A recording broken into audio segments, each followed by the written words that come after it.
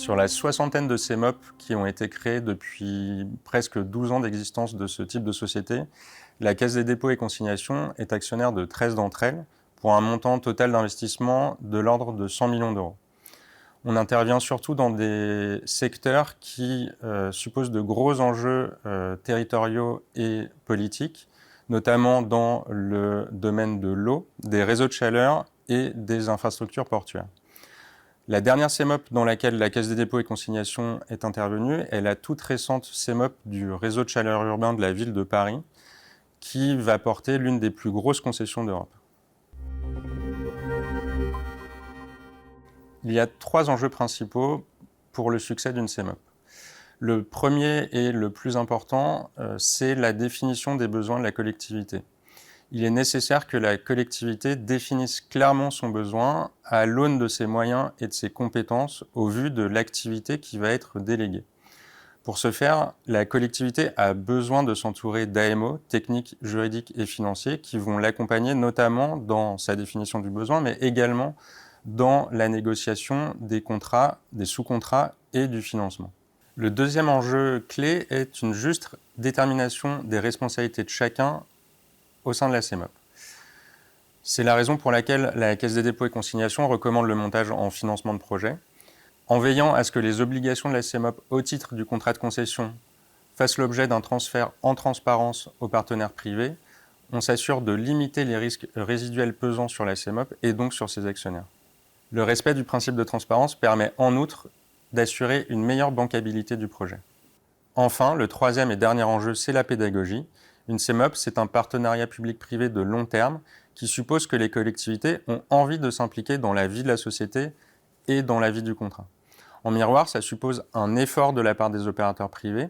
Il est nécessaire du coup de leur expliquer le schéma et de leur faire la pédagogie de ce schéma. La clé du succès, c'est donc l'implication de toutes les parties prenantes au projet. S'agissant de la gouvernance, et en premier lieu, le président du conseil d'administration est nécessairement un élu de la collectivité. Ensuite, la collectivité dispose d'un droit de regard sur une liste importante de décisions soumises au conseil d'administration. En deuxième lieu, l'échange régulier grâce à la comitologie garantit une gouvernance partagée de la CMOP, y compris pour les collectivités qui sont minoritaires au capital. Enfin, et en troisième lieu, les élus mandataires sociaux des CMOP bénéficient de la même protection juridique que dans les autres types d'entreprises publiques locales, à la fois en termes de responsabilité civile qui incombe directement à la société et au titre de la prévention des conflits d'intérêts. C'est donc sécurisant pour les actionnaires publics. D'abord, la CMOP en tant que société anonyme à capitaux publics et privés doit avant tout équilibrer ses comptes et assurer la rémunération des fonds propres de ses actionnaires. Ensuite, la CDC évalue son investissement comme n'importe quel investisseur financier, à la fois sur des critères financiers et extra-financiers. Le positionnement en tiers investisseur permet de challenger la collectivité à la fois sur les aspects économiques, mais aussi sur les aspects sociaux et environnementaux. Souvent, les élus ont bien en tête ces enjeux et la CMOP permet à la collectivité de s'assurer que le partenaire privé y répond favorablement dans l'intérêt du territoire. La principale difficulté dans la mise en œuvre d'un projet arrive lorsque la collectivité a mal identifié son besoin ou que les données techniques, économiques et financières n'ont pas été suffisamment expertisées en amont.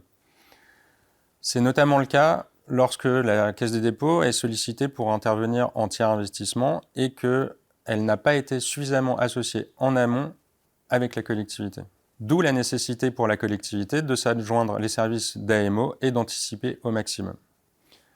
Une autre difficulté qui peut subvenir, c'est celle liée à la double casquette de la collectivité, à la fois en tant qu'autorité concédante et en tant que coactionnaire de la CMOP.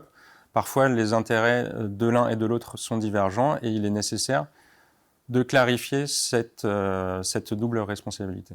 Enfin, la CMOP peut être qualifiée soit de pouvoir adjudicateur, soit d'entité adjudicatrice, et c'est une donnée à bien avoir en tête au moment de la passation des sous-contrats.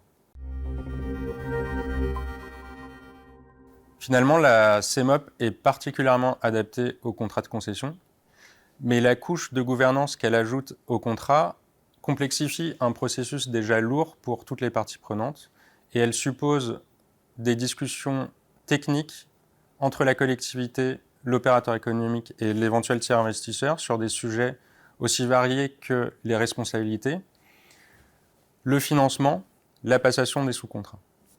C'est forcément chronophage et ça demande beaucoup d'anticipation.